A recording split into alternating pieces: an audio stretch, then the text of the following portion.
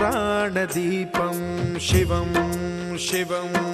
महुङ्काररूपं शिवं शिवं महासूर्यचन्द्राग्निनेत्रं पवित्रं महागाढतिमिरान्तकं सौरगात्रं महाकान्तिबीजं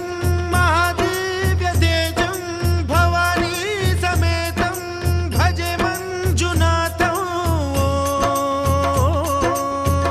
ॐ नमः शङ्कराय च मयस्कराय च नमः शिवाय च शिवतराय च भवहराय च महाप्राणदीपं शिवं शिवं भजे मञ्जुनाथं शिवं शिवं अद्वैतभास्करम् अर्धनारीश्वरं त्रिदशहृदयङ्गमं चतुर्दधिसङ्गमं पञ्चभूतात्मकं षट्शत्रुनाशकं सप्तस्वरेश्वरम् अष्टसिद्धीश्वरं नवरसमनोहरं दशदिशासु विमलम् एकादशोज्ज्वलं मेकनाथेश्वरं प्रस्तुतिवशङ्करं प्रणतजनकिङ्करं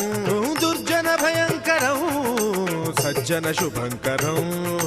प्राणिभवतारकं प्रकृतिहितकारकं भुवनभव्यभवनायकं भाग्यात्मकं रक्षकं ईशं सुरेशं ऋषेशं परेशं नटेशं गौरीशं गणेशं भूतेशं महामधुरपञ्चाक्षरी मन्त्रमार्चं महाहर्षवर्षप्रवर्षं सुशीर्षं नमो हराय च स्मरहराय च पुरहराय च रुद्राय च भद्राय च इन्द्राय च नित्याय च निर्निद्राय च महाप्राणदीपं शिवं शिवं भजे मञ्जुनाथं शिवं शिवं दं दं दडं दं दडं दं दडं दं डठक्कानिनादनवताण्डवाडम्बरं तद्दिम्मि तगदिम्मि दिद्दिम्मि दिमि दिम्मि सङ्गीतसाहित्य सुमकमलबम्बरम् ओङ्कार ह्रीङ्कार श्रीङ्कार ऐङ्कार मन्त्रबीजाक्षरं मञ्जुनाथेश्वरं ऋग्वेदमाद्यं यजुर्वेदवेद्यं सामप्रगीतम् अथर्वप्रभातं पुराणेतिहासप्रसिद्धं विशुद्धं प्रपञ्चैकसूत्रं विबुद्धं सुसिद्धं नकारं मकारं सिकारं बकारं यकारं निराकार साकार सारं महाकालकालं महानीलकण्ठं महानन्दनन्दं महाट्टाटहासं जटाजूटरङ्गैकगङ्गा सुचित्रं ज्वलद्भुग्रनेत्रं सुमित्रं सुगोत्रं महाकाशभासं महाभानुलिङ्गं महाभद्रुवर्णं सुवर्णं प्रवर्णं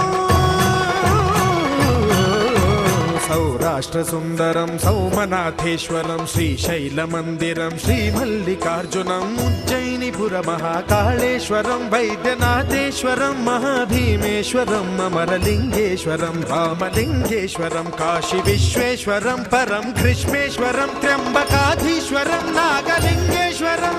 श्रीकेदारलिङ्गेश्वरं लिङ्गात्मकं ज्योतिलिङ्गात्मकं वायुलिङ्गात्मकम् आत्मलिङ्गात्मकम् अखिललिङ्गात्मकम् अग्निसोमात्मकम् अनादिम् अमेयम् अजेयम् अचिन्त्यम् अमोघम् अपूर्वम् अनन्तम् अखण्डम् अनादिम् अमेयम् अजेयम् अचिन्त्यम् अमोघम् अपूर्वम् अनन्तम् अखण्डम् धर्मस्थलक्षेत्रवरपरं ज्योतिम् धर्मस्थलक्षेत्रवरपरं ज्योतिम् धर्मस्थलक्षेत्रवरपरं ज्योतिम्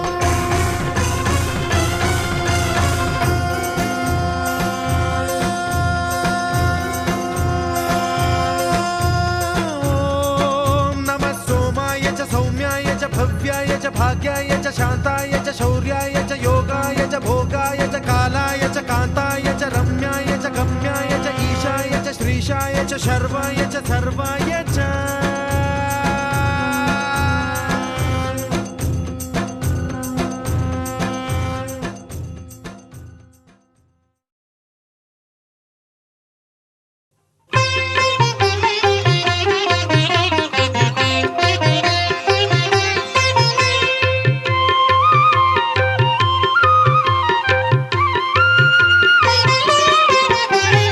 भवाय चन्द्रचूडाय निर्गुणाय गुणात्मने कालकालाय रुद्राय नीलग्रीवाय मङ्गलम् वृषारूढाय भीमाय व्याघ्रचर्माम्बराय च पशूनां पतये तुभ्यं गौरीकान्ताय मङ्गलम्